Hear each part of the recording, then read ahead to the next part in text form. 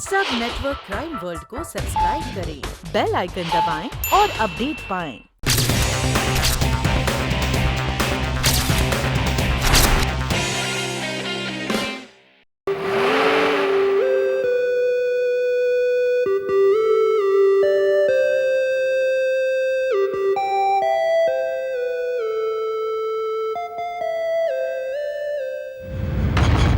डब्बा, ये वही धुन है जो रंजन ने हमें बताई थी, और एक साथ तीन तीन इत्तेफाक नहीं हो सकते। कर्नल भाई, इसका मतलब ये गाड़ी वही है जिसकी हमें तलाश थी। You right Iqbal. इस गाड़ी का मालिक कौन है? वो बहुत बड़े डॉक्टर है साहब। उनका नाम डॉक्टर शफीकुर रहमान है। लोग उन्हें डॉक्टर शफीक के नाम से जानते हैं साहब। जी हाँ, मेरा ही नाम शफीकुर रहमान है। लोग मुझे डॉक्टर शफी के नाम से जानते हैं। कहिए, मैं क्या खिदमत कर सकता हूँ आपकी? डॉक्टर साहब, क्या आप मिसेस सायरा जाफरी को जानते हैं? सायरा जाफरी? जी नहीं, मैं किसी सायरा को नहीं जानता। ठीक से याद कीजिए डॉक्टर साहब, शायद आपके किसी पेशेंट का नाम हो। जी नहीं, मेरे किसी पेशेंट का नाम सायरा नहीं है। अच्छा, कमाल है, आपको अपने सारे पेशेंट्स के नाम याद हैं? देखिए, अगर आप मुझसे ये पूछेंगे कि कौन कौन मेरा पेशेंट है तो शायद मैं नहीं बता पाऊंगा, लेकिन अगर आप ये पूछें कि कौन मेरा पेशेंट नहीं है तो ये मैं जरूर बता सकता हूँ। पेशेंट ने सही कोई पर्सनल जान पहचान? मैंने कहा ना, मैं सारा नाम की किसी खातून को नहीं जानता। आप ये तो जानते होंगे 5000 गाड़ी जिसका नंबर है MS02Y 6957, वो किसकी है? ये तो मेरी गाड़ी का नंबर है। जी हाँ, मैं बताया। परसों रात आप ही की गाड़ी सारा जाफरी को उसके घर तक छोड़कर गई थी। मेरी गाड़ी? लेकिन ये कैसे हो सकता है? यही तो हम भी जानना चाहते हैं डॉक्टर साहब कि उस रोज सायरा जाफरी आपकी गाड़ी में कैसे थी और आप उस रात कहाँ थे? देखिए, परसों मेरी बेटी की शादी थी और उस रात देर तक मैं शादी की पार्टी में मसरूफ था। परसों रात? परसों रात आपकी बेटी की शादी थी? जी हाँ, याद आया। परसों रात को मैंने कुछ मेहमानों को छोड़ने के लिए अपनी गाड़ी भिजवाई थी, और हो सकता है उन्हीं मेहमानों में से कोई सायरा नाम की भी हो। मगर ये सायरा जाफरी है कौन जिसके बारे में इतनी पूछताछ की जा रही है? आपकी गाड़ी की चाबियां किसके पास थी? परसों याद करना तो मुश्किल है। हाँ, वो चाबियां मैंने अपने भतीजे सलीम को दी थी और सलीम ने अपने दोस्तों को। लेकिन कर्नल, आखिर बात क्या है? आप कुछ बता क्यों नहीं रहे? हम जिस सायरा जाफरी की बात कर रहे हैं उनका कत्ल हो चुका है। क्या? जी हाँ, परसों शाम सायरा जाफरी एक ज्वेलरी शॉप के सामने से गायब हुई और उसी रात उनकी लाश आप ही की गाड़ी से उनके घर तक पहुंचाई गई। Oh no. ओह यस, और आप कहते हैं कि आप सायरा जाफरी को जानते ही नहीं? Just a minute. हो सकता है आपकी बेटी सायरा जाफरी को जानती हो। क्या आप हमें उनका पता? नो नो कर्नल, मेरी बेटी का किसी सायरा वायरा से कोई ताल्लुक नहीं है। बेहतर होगा अगर यही बात आपकी बेटी हमें बताए। देखिए, अभी परसों ही मेरी बेटी की शादी हुई है और मैं नहीं चाहता कि पुलिस इंक्वायरी से उसकी नई नई गृहस्थी खराब हो। डॉक्टर शफी, ये एक कत्ल का मामला है। देखिए, मैं खुद अपनी बेटी जरीना से पूछूंगा। अगर वो इस सायरा वायरा के बारे में कुछ जानती है तो मैं आपसे आकर जरूर बताऊंगा। आप इत्मीनान रखिए। ठीक है, हम चलते हैं, फिर मिलेंगे।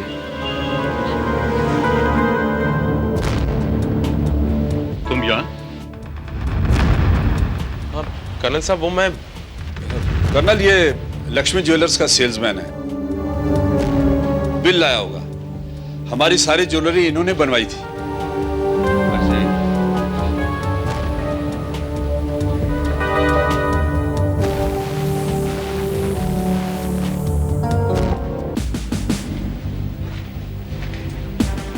ये लोग यहाँ कैसे पहुंच गए? ये सायरा के बारे में पूछ रहे थे। सायरा जाफरी, ये तो मेरी बेटी जरीना के पास जाने की बात भी कर रहे थे। बड़ी मुश्किल से रोका है मैंने उन्हें। अगर ये लोग वहां पहुंच गए तो बड़ी मुश्किल हो जाएगी। बिल्कुल ठीक कह रहे हैं। उसका तो घर बसने से पहले ही उजड़ जाता। मैं एक काम करता हूँ, मैं अपनी बेटी से कहता हूँ कि वो कुछ दिनों के लिए कहीं घूमने चली जाए। हाँ, यही ठीक रहेगा।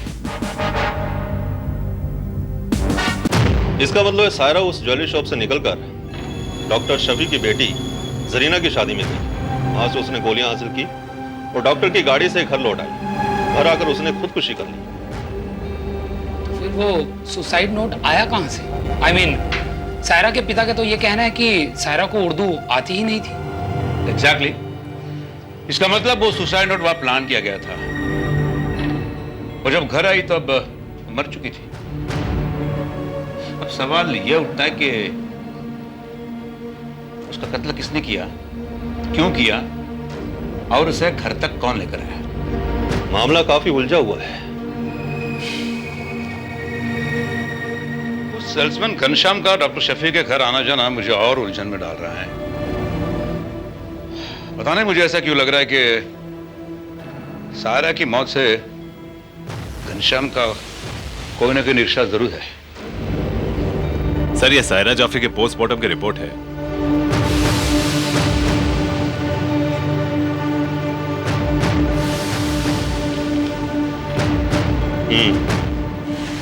मौत की वही वजह है। उन्हीं गोलियों से उसकी जान गई है।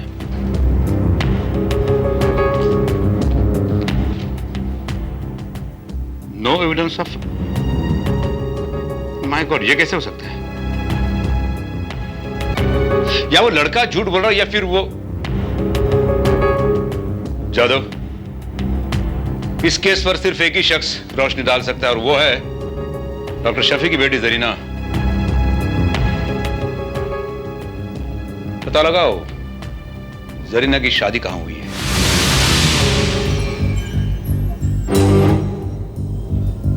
मिस्टर अनवर सईद। यस। मैं कर्नल परमवीर, जरीना के पिता डॉक्टर शफी का दोस्त हूं मैं। ओ प्लीज आइए आइए, अंदर आइए प्लीज। Thank you. मुबारक हो। शुक्रिया। प्लीज तशरीफ रखिए। दरअसल एक जरूरी काम की वजह से मैं शादी में नहीं आ सका, इसलिए मैंने सोचा कि घर जाकर ही आपको मुबारकबाद दे दूं। वैसे जरीना इस वक्त है कहां, जरा बुलाइए तो। माफ कीजिए, वो इस समय घर में मौजूद नहीं है। घर में मौजूद नहीं? जी हाँ, हमारी खानदान की रिवायत के मुताबिक वो मेरी अम्मी के साथ में हमारे पीर साहब की दरगाह पे गई हैं। ओहो, हमसे बड़ी मुश्किल हो गई। मैं तो खास तौर पर उसी से मिलने आया था। कोई बात नहीं, मैं जरीना को लेकर आपके घर आ जाऊंगा। या यू ऑलवेज वेलकम। लेकिन मैं उससे मिलने यहाँ दोबारा आ जाऊंगा। अगर कोई खास बात है तो? नहीं, बस उसे एक बार देखना चाहता था। एक बार? एक्चुअली काफी सालों पहले मैं उसे मिला था, तब वो काफी छोटी थी। अब पता नहीं कैसी लगती होगी, मुझे भी पहचानेगी या नहीं। ओके।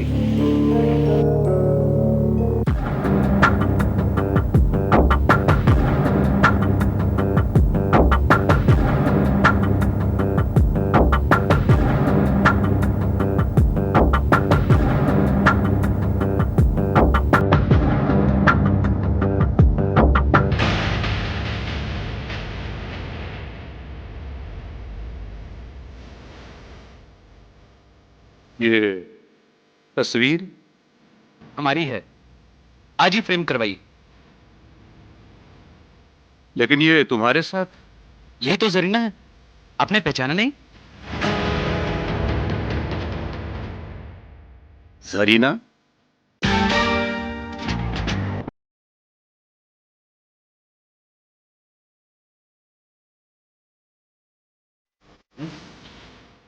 ये कैसे हो सकता है? एक ही जैसी दो शक्लें? हाँ जादव, दरअसल हूबहू एक जैसी दो शक्लों ने इस केस को जन्म दिया है। क्या मतलब कर्नल भाई? मतलब मामला मेरी समझ में आ रहा है इकबाल, लेकिन जो कुछ भी मैं सोच रहा हूं उसे साबित करना आसान नहीं होगा। उसके लिए हमें एक तरकीब आजमानी होगी। देखो बेटी, मामला बहुत उलझता जा रहा है। इसलिए बेहतर होगा कि तुम अपने शौहर के साथ कुछ दिनों के लिए बाहर चली जाओ, वरना वो कर्नल अगर यहाँ आ गया तो बहुत मुश्किल हो जाएगी। आप फिक्र ना करें अब्बा हुजूर, उन्हें कुछ पता नहीं चलेगा, और अगर उन्हें कुछ पता चल भी गया तो भी वो इतनी आसानी से कुछ साबित नहीं कर पाएंगे। आसानी से न सही, मुश्किल से सही, सच्चाई तो साबित हो ही जाएगी।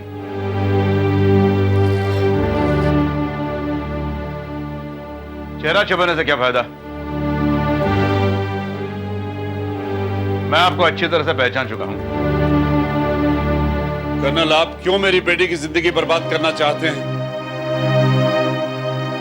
आप क्यों आए हैं यहाँ? डॉक्टर साहब, शायद आप ये नहीं जानते कि जिस सायरा जाफरी के केस की हम तहकीकात कर रहे हैं वो आपकी बेटी की हम शक्ल थी। जी? जी हाँ, दोनों की शक्ल इतनी मिलती थी कि खुद आप ही धोखा खा सकते हैं। मेरे ख्याल से इसी चेहरे की वजह से बेचारे सायरा का अगवा हुआ और उसकी जान गई।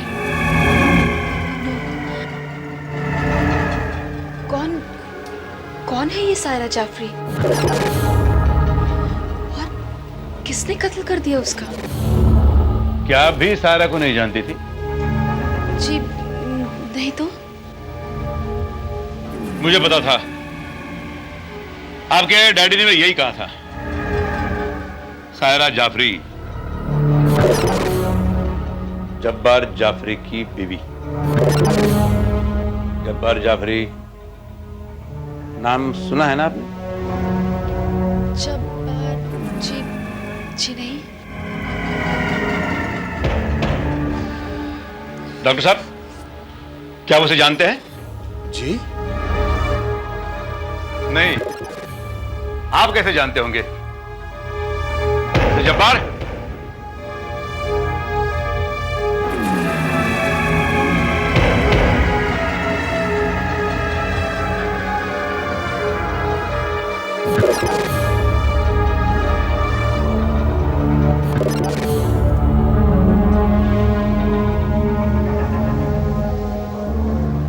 मिसेस सायरा जाफरी, पहचानती हैं आप?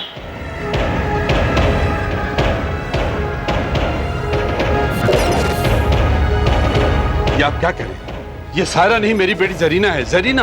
मैंने आपसे कहा ना, ये उसकी हमशक्ल है, सायरा। इसने अपने शौहर से पीछा छुड़ाने के लिए आपकी बेटी जरीना का कत्ल करके उसे अपने कपड़े पहनाकर यह साबित करने की कोशिश की कि सायरा मर चुकी है, और खुद जरीना बनकर इसने नई जिंदगी शुरू की। यह आपकी बेटी की कातिल है। She is a cold blooded murderer. मरने वाली सायरा नहीं बल्कि कोई और थी। इस बात का शक मुझे उसी वक्त हो गया था जिस वक्त मैंने पोस्टमार्टम की रिपोर्ट देखी थी, क्योंकि पोस्टमार्टम रिपोर्ट में बॉडी पर जख्मों के निशान का जिक्र नहीं था, जबकि रंजन ने मुझे बताया था कि जब्बार ने सायरा की बेल्ट से बुरी तरह से पिटाई की थी। नहीं नहीं, ये झूठ है। इसने जरीना का खून नहीं किया। जरीना ने तो खुदकुशी की थी। क्या? जी हाँ,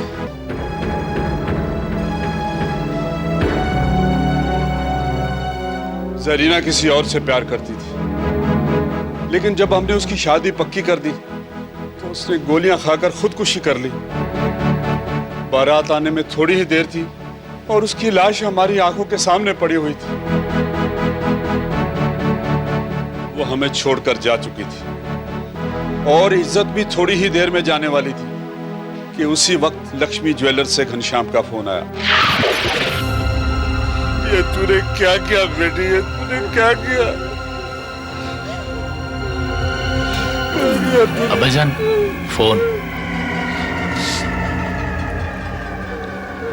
हेलो डॉक्टर साहब, मैं घनश्याम बोल रहा हूँ। जी हाँ, लक्ष्मी ज्वेलर्स से। आपकी साहबजादी जरीना यहाँ पर है, किसी और के साथ। ये क्या बकवास कर रहे हो? ये कैसे हो सकता है? यही तो मैं भी सोच रहा हूँ। आज उसकी शादी है और वो यहाँ पर जेवरात खरीद रही है, कुछ समझ में नहीं आ रहा। ये नामुमकिन है। जरीना तो यहाँ, उसकी लाश मेरे सामने पड़ी हुई है। लाश? ये क्या कह रहे हैं डॉक्टर साहब आप? जरीना ने खुदकुशी कर ली घनश्याम। अब हम किसी को मुंह दिखाने लायक नहीं रहे। अब कुछ नहीं हो सकता, कुछ नहीं हो सकता। हो सकता है डॉक्टर साहब, एक काम हो सकता है। और फिर घनश्याम ने मुझे वो तरकीब बताई जिससे मेरी इज्जत बच सकती थी।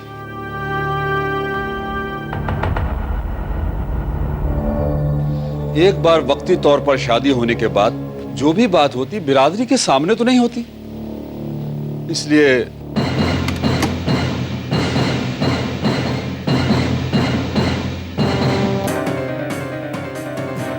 और फिर उसी नीम बेहोशी की हालत में हमने सायरा को शादी का जोड़ा पहनाकर बिठा दिया।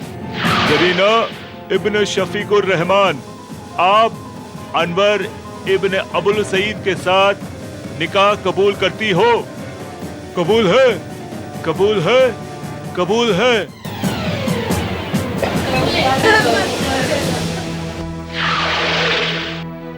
और फिर हमने सायरा को जरीना बनाकर रुखसत कर दिया। आपने ये नहीं सोचा कि इसका अंजाम क्या होगा? लेकिन कर्नल जो होने वाला था उससे बुरा तो नहीं होता। और फिर किस्मत ने हमारा साथ दिया।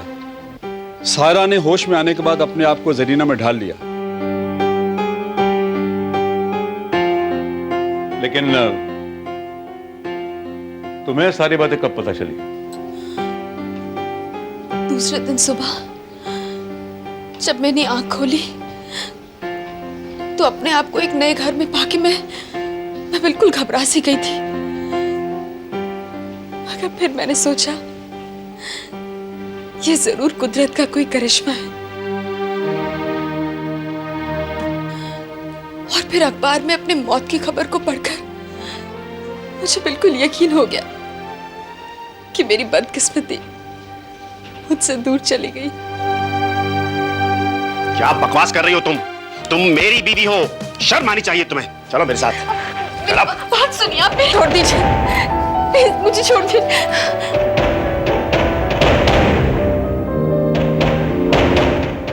एक्सक्यूज मी मिस्टर जब्बार, कानूनन सायरा आपकी पत्नी जरूर है, लेकिन ये कहां और किसके साथ रहना चाहती है इसका फैसला करने का पूरा हक इन्हें है।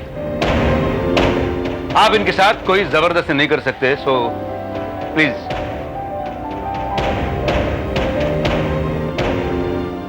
डॉक्टर शफी, मैं आपको कानून के साथ खिलवाड़ करने और मिस्टर अनवर को धोखा देने के जुर्म में गिरफ्तार करता हूं।